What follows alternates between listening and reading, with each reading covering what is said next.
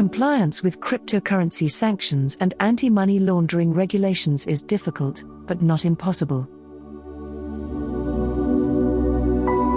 For several years, compliance has been a major concern in the cryptocurrency industry, as trading firms and those who use digital currencies to make and receive payments have come under increasing scrutiny as a potential channel for money laundering and sanction evasion. This scrutiny grew far more intense in February, following Russia's invasion of Ukraine and the subsequent focus on sanctions. While this is certainly reason for businesses to avoid dealing with cryptocurrency, it doesn't have to be, according to Andrew Fearman, head of sanctions strategy at Chainalysis, a blockchain data platform with extensive experience detecting and discouraging illicit transactions. What many people don't realize is that cryptocurrency is actually incredibly transparent, said Fearman, who previously worked for Société Générale, BNP Paribas, and JP Morgan Chase & Company.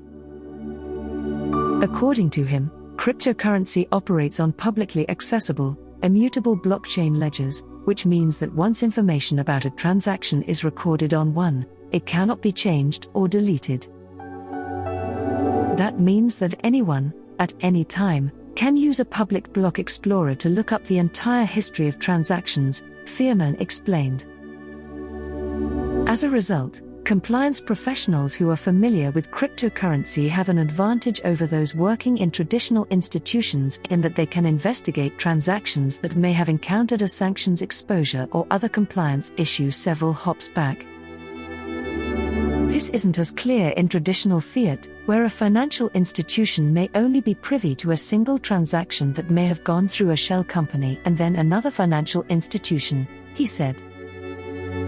They may not have visibility into the entire life cycle of that transaction, whereas we can on the blockchain. It's more difficult than it appears. Of course, it isn't as simple as it sounds, as is almost everything involving blockchain technology. Explorers are similar to blockchain search engines in many ways, and while they are simple to use, the information they provide is fairly complex. The problem is that reading explorers is actually very difficult, Fearman explained.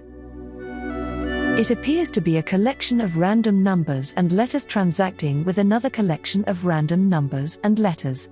And that doesn't mean much to most people who don't understand how blockchains work.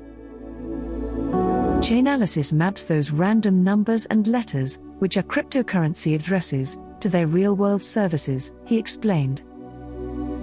This data set then powers financial institution investigations and compliance tools, as well as cryptocurrency businesses and government agencies.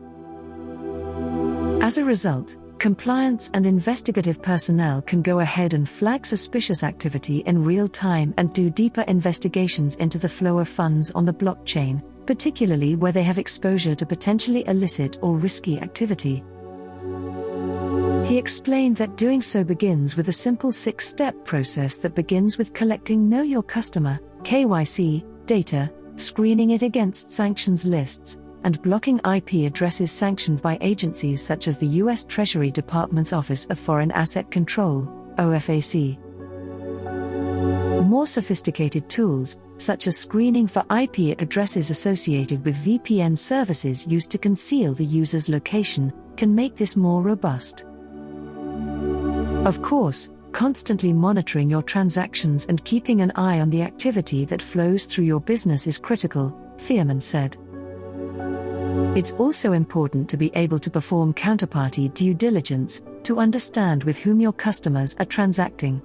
Then there's the screening for travel rule violations, and finally, properly reporting suspicious transactions to the appropriate authorities. Chainalysis has released 2 free tools, including a wallet screening application programming interface and a blockchain oracle, to provide data that meets the basic OFAC sanctioned address monitoring requirements. Over the next few years, requirements will become more robust and complex, according to Fearman, who noted that regulatory and compliance frameworks are being built in the United States, the European Union, and elsewhere. I'm already seeing this from a lot of companies in this space, Fearman said, adding that they're starting to have programs that resemble much closer to what you see in traditional financial institutions.